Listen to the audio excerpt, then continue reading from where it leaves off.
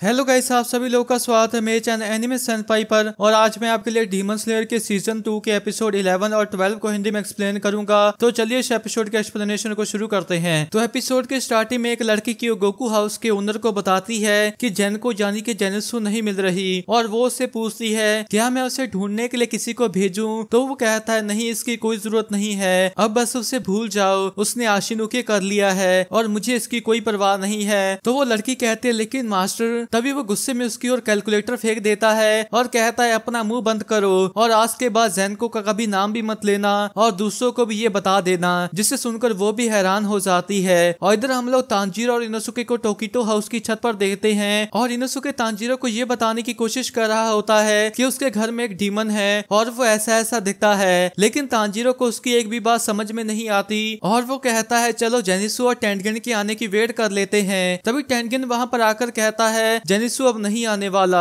तो तांजीरो पूछता है इसका क्या मतलब है। तो टेंगेन कहता है मुझे अब बुरा लग रहा है कि मैंने तुम लोगों को भी इसके अंदर घसीट लिया। मैं अपनी पत्नियों को बचाने के लिए इतना बेताब था कि मैंने कुछ गलत फैसले ले लिए। जेनित्सु गायब हो गया है, मेरा कल रात से उसके साथ कोई कांटेक्ट नहीं हुआ। तुम दोनों को भी यहाँ से अभी निकल जाना चाहिए। अगर तुम लोग यहाँ से अभी चले गए तो उन लोगों को लगेगा कि तुम मारे गए। वैसे भी तुम लोगों का रैंक इसके लिए बहुत कम है और यहाँ पर जो डीमन है अगर वो एक अपर रैंक निकला तो तुम उसे संभाल नहीं पाओगे। फिर वो खड़ा होकर कहता है मैं अकेला ही ये मिशन करूंगा। तभी तांजीरो कहता है नहीं, हम लोग ऐसे पीछे नहीं हट सकते। तो टेंगेन कहता है इसमें शर्म की कोई बात नहीं है, जिंदा रहना ही सबसे बड़ी जीत होती है। जिसके बाद वो वहाँ से गायब हो जाता है। फिर तांजीरो निराश सा हुआ कहता है मुझे लगता है वो हम पर इसलिए भरोसा नहीं कर रहा क्योंकि हम सबसे नीचे के रैंक पर जो हैं। तो इनोसुके कहता है हमारा रैंक अब कानोए है, हम पहले से ऊपर आ चुके हैं। जिसे सुनकर वो शौक सा हो जाता है। फिर इनोसुके कहता है हम यहाँ सबसे नीचे के रैंक पर थे, लेकिन अब हम लोग नीचे से 4th रैंक कानोए पर हैं और उसी सेम रैंक पर वो बेकार लड़का भी है और हमारे बिल्कुल ऊपर के रैंक पर कनाओ है। और अब जरा इसे देखो।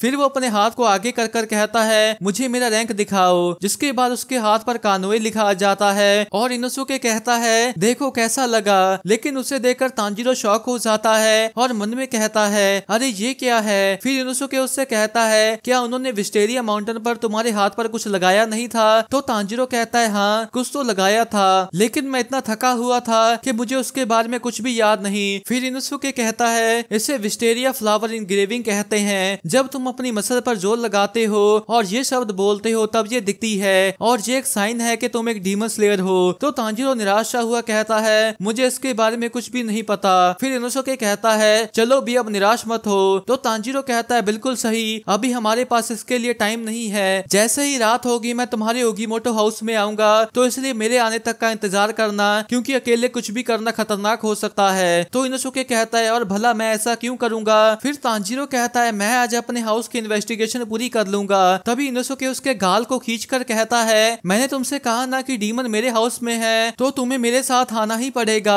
और वैसे भी तुम हमेशा अपनी मनमानी नहीं कर सकते। जिसके बाद वो उसे पीटना शुरू कर देता है और तांजीरो मार खाते खाते कहता है प्लीज इनोसुके रुक जाओ, मुझे मारना बंद करो और मुझे लगता है घर के अंदर कोई छुपा हुआ रास्ता होगा। जिसे सुनकर इनोसुके रुक जाता है और कहता है क्या छुपा हुआ रास्ता। तो तांजीरो कहता है हाँ, अगर डीमन हाउसेस के अंदर बाहर नहीं जा रहा तो इसका मतलब है कि उसने इंसानों जैसा भेष बनाया होगा। और अगर ये बात सच है तो इस बात का ध्यान जरूर रखेगा कि उसका राज किसी को पता ना चल पाए। फिर इनोसुके कहता है सही कहा, मर्डर करने के बाद उसे छुपाना बहुत ही परेशानी वाला काम है और उससे खून के निशानों को साफ करने में भी मुश्किल होती होगी। फिर तांजीरो कहता है इसलिए मुझे लगता है ना सिर्फ अकेला जेनित्सु बल्कि टेंगेन की पत्नियां भी शायद अभी तक जिंदा हो सकती हैं। मैं अब अपने मन में इसी बात को लेकर चलूंगा और उन सभी को बचा कर ही रहूंगा और मैं चाहता हूं कि तुम भी इसी चीज को मन में लेकर चलो और भले ही कुछ भी हो जाए लेकिन मरना मत। तो इनोसुके कहता है जो कुछ भी अभी तुमने कहा मैं भी वही सेम बात तुम्हें कहने वाला था। इसके बाद शाम हो जाती है और एक लड़की कोई नासु को चाय पकड़ाती है। तो वो कहती है शुक्रिया,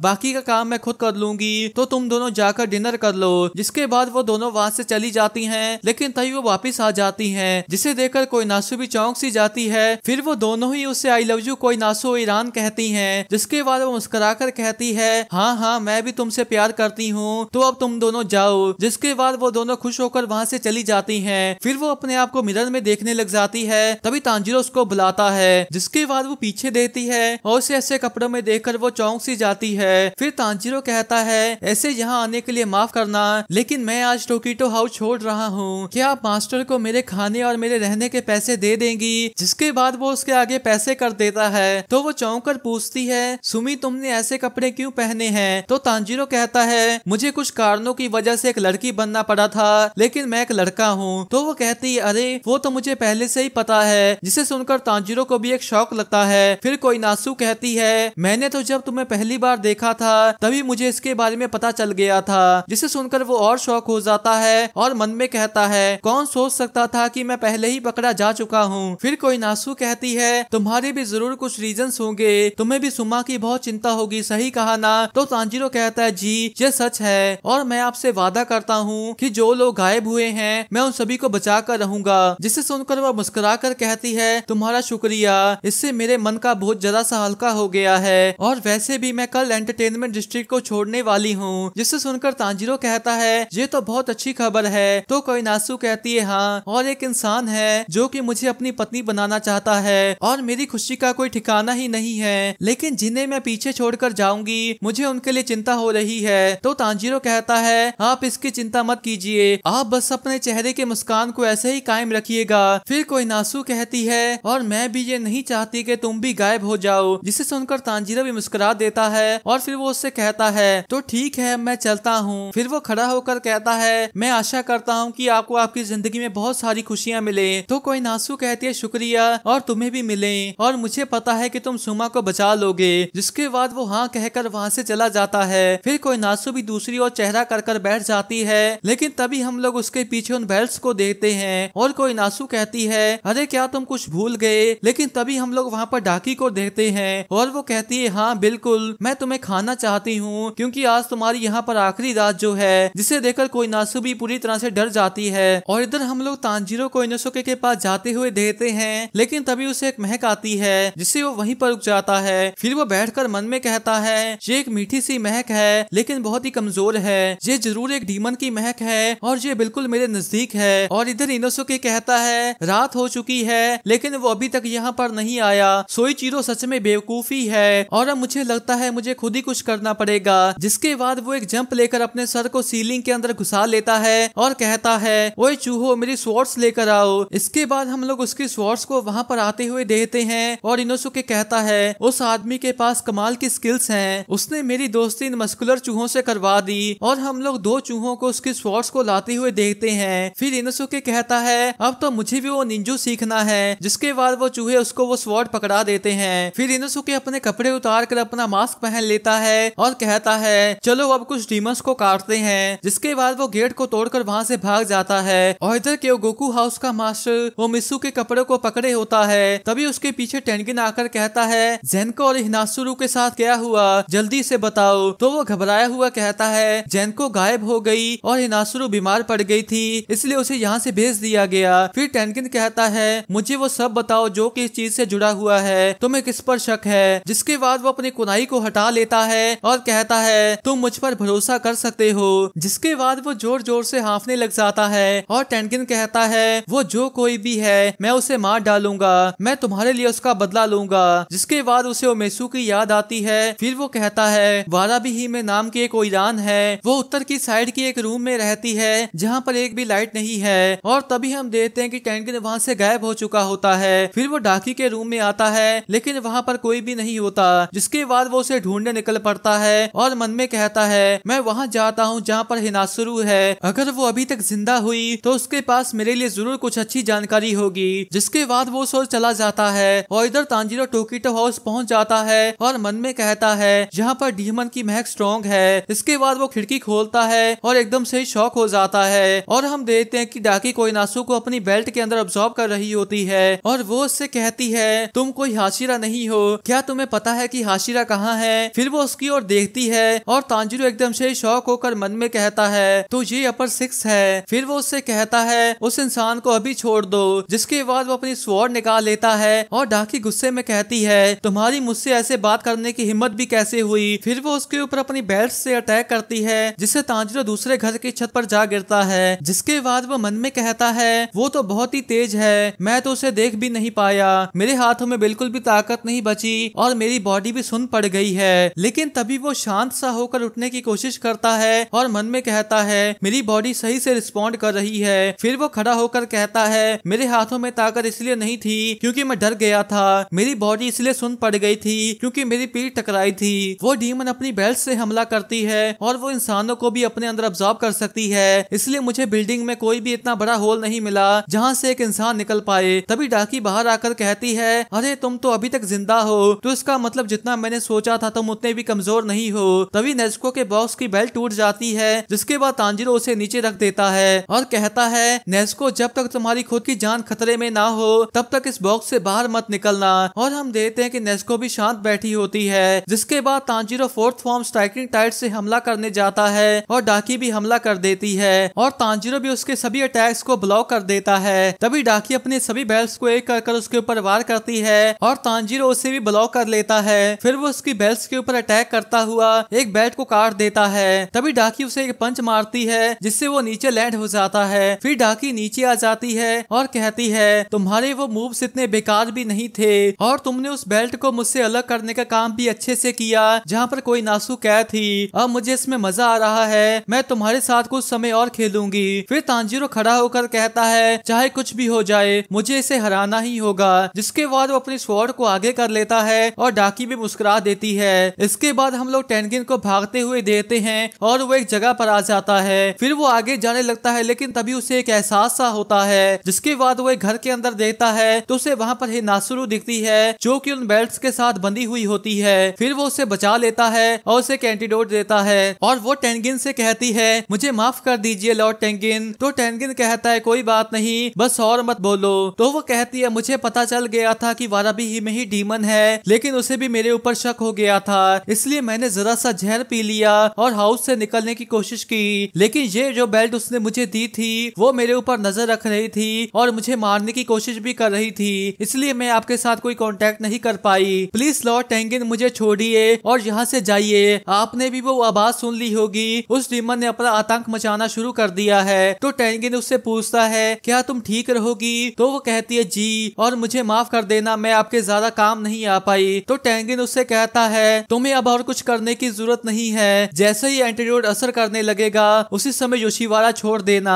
तभी उसके आंसू निकल आते हैं और वो कहती है जी बिल्कुल। इसके बाद वो वहाँ से चला जाता है और मन में कहता है लड़ाई पहले ही शुरू हो चुकी है और मुझे उसे अभी ढूंढना होगा। तभी उसे एक आवाज सुनाई देती है, जिसके बाद वो शोर चल पड़ता है और एक जगह पर लैंड हो जाता है। फिर वो नीचे कान लगाकर सुनता है और मन में कहता है मैं लड़ाई की आवाज सुन पा रहा हूँ, उसकी वाइब्रेशन यहाँ ऊपर तक आ रही है। जिसके बाद वो अपने ब्लेड्स को निकालता है और कहता है sound breathing first form roar. जिसके बाद वो वहाँ पर एक अटैक करता है और इधर डाकी को भी वो आवाज सुन जाती है और वो कहती है ये कैसी आवाज थी, तुम लोग क्या कर रहे हो? क्या ये ओगिमोटो हाउस से आई थी? और हिनासुरु भी वहाँ पर नहीं है। फिर वो तांजीरो से पूछती है तुम आखिर कितने लोग हो? तो तांजीरो कहता है मैं नहीं बताऊंगा। तो डाकी कहती है अगर तुम मुझे बता दोगे तो शायद मैं तुम्हारी जान बख्श दूंगी। और हम दोनों की कुछ वक्त के लिए ही लड़ाई हुई है, लेकिन जरा अपनी स्वॉर्ड को तो देखो, वो छिल चुकी है। और जब तांजीरो उसे देखता है तो वो भी चौंक जाता है। फिर डाकी कहती है जिसने भी ये तलवार बनाई है वो एक नौसिखिया स्वॉर्डस्मिथ होगा। तो तांजीरो कहता है नहीं, जिसने स्वॉर्ड को बनाया है वो एक कमाल का स्वॉर्डस्मिथ है। तो डाकी कहती है अगर ऐसी बात है तो इसका ऐसा हाल कैसे हो गया बेवकूफ, और ये शोर मुझे गुस्सा दिला रहा है, तो इसलिए मैं तुम्हें मार डालूंगी। फिर तांजीरो कहता है एक स्वॉर्ड तब छिलती है जब उसका विल्डेड एवरेज लेवल से नीचे हो, इसमें सारी गलती मेरी है। और सच बात तो ये है कि मैं वाटर ब्रीदिंग को हैंडल नहीं कर सकता, मेरी बॉडी के लिए वाटर ब्रीदिंग सही नहीं है। मैं वाटर ब्रीदिंग के साथ मिस्टर टोमियोका या मिस्टर रोकोडाकी जैसा कभी नहीं बन सकता, और मैं हिनुकामी कागुरा के साथ ही अच्छे से वार कर पाता हूँ। मेरी बॉडी के लिए वही कंपैटिबल है और मैंने बहुत ट्रेनिंग की है, जिसकी वजह से अब मैं लगातार हमले कर सकता हूँ। तभी डाकी अटैक कर देती है और तांजीरो कहता है ablaze ablaze set your heart ablaze. जिसके बाद वो हिनुकामी कागुरा की थर्ड फॉर्म रैगिंग सन से हमला करता है और हम देखते हैं कि वो उन बेल्ट्स को काट देता है। और डाकी मन में कहती है इसका लड़ने का स्टाइल चेंज हो गया है, ये पहले से ज्यादा शार्पर है। तभी तांजीरो उसकी ओर आता है और उसके पास आकर 12th फॉर्म फ्लेम डांस से अटैक करता है, लेकिन डाकी उसे डॉज कर लेती है और उसकी गर्दन में अपनी बेल्ट घुसा देती है। लेकिन तभी तांजीरो वहाँ से गायब हो जाता है, जिसे देखकर वो भी चौंक जाती है। इसके बाद हम लोग ओपनिंग थ्रेड को देते हैं, जिसके बाद Tanjiro 10th form fire wheel से हमला करने लगता है, लेकिन तभी डाकी कहती है बहुत ही स्लो, मुझे तो उबासी आ रही है। तभी ओपनिंग थ्रेड टूट जाती है और वो उस पर अपनी बेल्ट से बाहर करती है, जिसके बाद तांजीरो बहुत दूर जा गिरता है। फिर वो जोर जोर से हांफने लग जाता है और उसके दिल की धड़कन भी तेज हो जाती है और तभी डाकी उसके ऊपर हमला करने आती है और तांजीरो मन में कहता है शांत हो जाओ, अपनी ब्रीदिंग को कंट्रोल करो। तभी डाकी उसके बिल्कुल पास आ जाती है। फिर वो रिकवरी ब्रीदिंग करता है और उसके अटैक से बच जाता है। फिर डाकी शॉक से उस पर अटैक कर देती है, लेकिन तांजीरो सभी अटैक्स को ब्लॉक करता जाता है और वो अटैक को ब्लॉक करते करते मन में कहता है मैं बहुत स्लो हूँ, मुझे अपनी बॉडी के टेम्परेचर को बढ़ाना होगा, क्योंकि अगर मेरी बॉडी का टेम्परेचर बढ़ेगा तभी मैं हिनोकामी कागुरा से और वार कर पाऊंगा। लेकिन तभी डाकी उसे पीछे की ओर ढकेल देती है। फिर वो हांफता हुआ मन में कहता है मैं महसूस कर पा रहा हूँ, मेरी बॉडी का टेम्परेचर बढ़ गया है, मैं अब एक अपर रैंक से लड़ सकता हूँ। हिनोकामी कागुरा असरदार है और मुझे अपनी पूरी ताकत लगाकर जीतना ही होगा। उन लोगों को बचाने के लिए, सभी लोगों की जिंदगियों को बचाने के लिए मैं किसी भी कीमत पर जीत कर रहूंगा। मैं फिर से कभी भी उनको दूसरों की जिंदगियों को बिना किसी रीजन के चुराने नहीं दूंगा, कभी भी नहीं दूंगा। मैं किसी को भी उसी सेम दुख से गुजरने नहीं दूंगा जिससे हम लोग गुजरे हैं। जिसके बाद वो ब्रीथ करता है और उसकी ओर हमला करने जाता है। तभी हम लोग कुछ समय पहले के ओगिमोटो हाउस का सीन देखते हैं, जहाँ पर इनोसुके छत को तोड़कर ऊपर आ जाता है और पीछे की ओर देखता है और उसे देखकर वहाँ खड़ी लड़कियां डर जाती हैं। फिर इनोसुके उस ओर जाता है और वो लड़कियां भी डर कर पीछे भाग जाती हैं और वो एक जगह पर रुककर कहता है वो यहाँ है। इसके बाद वो वहाँ पर अटैक करने लग जाता है और कहता है ढूंढ लिया। फिर वो उस होल के अंदर अपने सर को घुसा लेता है, जिससे वो लड़कियां और भी डर जाती हैं। फिर वो सर को बाहर निकाल कर कहता है तो मेरा सर इसके अंदर जा रहा है, और फिर वो हंसकर कहता है अच्छी कोशिश थी, लेकिन ये लॉर्ड इनोसुके पर काम नहीं करने वाला। जिसके बाद वो अपने जॉइंट्स को डिसलोकेट कर लेता है और कहता है मैं अपने हर एक जॉइंट को डिसलोकेट कर सकता हूँ, तो इसका मतलब है जब तक मेरा सर किसी जगह के अंदर फिट हो रहा है तो मैं आराम से उस जगह के अंदर घुस सकता हूँ। जिसके बाद वो उसके अंदर घुस जाता है और एक सांप की तरह रेंगता हुआ उस सुरंग से जाने लगता है और उसके दूसरे हिस्से से बाहर आ जाता है। फिर हम लोग देखते हैं कि वहाँ पर डाकी ने बहुत सी लड़कियों को पकड़ा होता है और हम लोग वहाँ पर माकियो और सुमा को भी देखते हैं। फिर वो नीचे लैंड होकर अपने जॉइंट्स को ठीक कर लेता है। इसके बाद वो चलते चलते मन में कहता है मुझे यहाँ से इंसानों की प्रेजेंस महसूस हो रही है, ये सभी जिंदा इंसान हैं जिनको कि इन बेल्ट्स के अंदर बंद किया हुआ है। तभी उसकी नजर नीचे पड़ती है और वहाँ पर बहुत सारे कंकाल होते हैं और उन्हें देखकर इनसुके मन में कहता है तो इसका मतलब है ये उन्हें यहाँ बंद कर रखती है और जब उसका मन होता है तो वो उन्हें निकाल कर खा जाती है। तभी उसकी नजर ऊपर पड़ती है और हम लोग वहाँ पर जेनिसु को देखते हैं और इनोसुके उसके पास आकर कहता है अरे ये यहाँ क्या कर रहा है। तभी उसे एक आवाज आती है और वो कहती है नहीं तुम यहाँ क्या कर रहे हो। जिसके बाद वो एकदम से उस ओर देखता है और हम लोग वहाँ पर एक बेल्ट को देखते हैं जो कि उससे कहती है तुम्हारी यहाँ पर आने की हिम्मत कैसे हुई, तुम भद्दे सुअर कहीं के। तो इनोसुके गुस्से में कहता है कीड़े कहीं के, अभी अभी तुमने क्या कहा, तुम सच में बहुत ही घिनौनी हो। जिसके बाद वो गुस्से में उस पर हमला करने जाती है और इनोसुके उसे काटना शुरू कर देता है और वो साथ ही में बहुत सारी लड़कियों को भी बचा लेता है। जिसके बाद वो शौक हुई मन में कहती है मैंने कभी नहीं सोचा था कि कोई डीमन स्लेयर फूड लॉकर में घुस आएगा, अब मैं क्या करूं। तभी पीछे से डाकी कहती है उसे जिंदा पकड़ो, ये वो है जो कि उस समय मेरे रास्ते में आया था जब मैंने माकियो को पकड़ा था। वो बहुत ही सुंदर है, 10 खूबसूरत इंसानों को छोड़कर तुम बाकी सभी को मार सकती हो और उनमें से कुछ को खा लो ताकि तुम्हारी ताकत जरा सी बढ़ जाए। तभी इनोसुके उस पर आकर हमला कर देता है, लेकिन वो उसे काट नहीं पाता। फिर वो उस पर हमला करने आती है, तभी इनोसुके अपनी स्वॉर्ड्स को छोड़ देता है और उससे बचकर अपनी स्वॉर्ड्स को किक मारता है और वहाँ पर लैंड हो जाता है। फिर उसकी स्वॉर्ड्स भी उसके हाथ में आ जाती है। इसके बाद वो उसके ऊपर हमला करने लगता है, लेकिन वो कहती है मुझे काटने से कुछ भी नहीं होगा, ये मेरी मेन बॉडी नहीं है, और वैसे भी क्या तुम उन इंसानों को ऐसे ही छोड़ने वाले हो। फिर इनोसुके उस ओर देता है और वो बेल्ट उनकी ओर जा रही होती है। तो इनोसुके मन में कहता है अरे नहीं अब मैं क्या करूं, मुझे उन इंसानों को बचाते हुए इससे लड़ना पड़ेगा। फिर वो उनकी ओर भाग कर जाता है, लेकिन तभी उन बेल्ट्स के ऊपर कुछ कुनाई सा लगती है। जिसके बाद इनोसुके उस ओर देता है और हम लोग वहाँ पर टेनगिन की बीवियों को देते हैं। इसके बाद माकियो कहती है हम भी मदद करते हैं, इसलिए तुम भी अपनी पूरी ताकत से लड़ो। और सुमा उन बेल्ट से बचती हुई कहती है मैं ज्यादा अच्छी फाइटर नहीं हूँ, इसलिए मुझसे ज्यादा उम्मीद मत रखना। तभी माकियो उसे आकर मारती है और कहती है सुमा ऐसा बोलना बंद करो। और ये देखकर इनोसुके भी शॉक हो जाता है। फिर सुमा रोती हुई कहती है लेकिन माकियो तुम्हें पता है मैं किसी काम की नहीं और मैं ही थी जो कि सबसे पहले पकड़ी गई थी और मैं ही सबसे पहले मरूंगी। तो वो बेल्ट कहती है बिल्कुल सही, तो बताओ मैं तुम में से सबसे पहले किसे खाऊं। और इधर इनोसुके बेल्ट्स को काटता हुआ कहता है अरे नहीं, ये इसकी मेन बॉडी नहीं है और ये सच है कि मैं पूरी तरह से फंस चुका हूँ, ये लड़ाई कभी खत्म नहीं होने वाली। लेकिन तभी वहाँ पर जेनिसु आ जाता है और वो कहता है thunder breathing first form, thunder clap and flash sixth fold. जिसके बाद वो एक ही झटके में उन सभी बेल्ट्स को काट देता है और सभी लड़कियों को बचा लेता है और आराम से नीचे लैंड हो जाता है। फिर इनोसुके उसे देखकर कहता है मुझे लगता है तुम्हें हर वक्त सोते ही रहना चाहिए। और हम देखते हैं कि वो चूहे ही जेनिसु की स्वॉर्ड उसे लाकर देते हैं। तभी वो बेल्ट कहती है वो लड़का कौन है, उसकी स्पीड तो कमाल की है, लेकिन अभी उसे भूल जाओ। मैंने दो आवाजें सुनी थी और वो सुनने में ऐसी थी जैसे कि दो थंडर स्ट्राइक्स आपस में टकराई हो।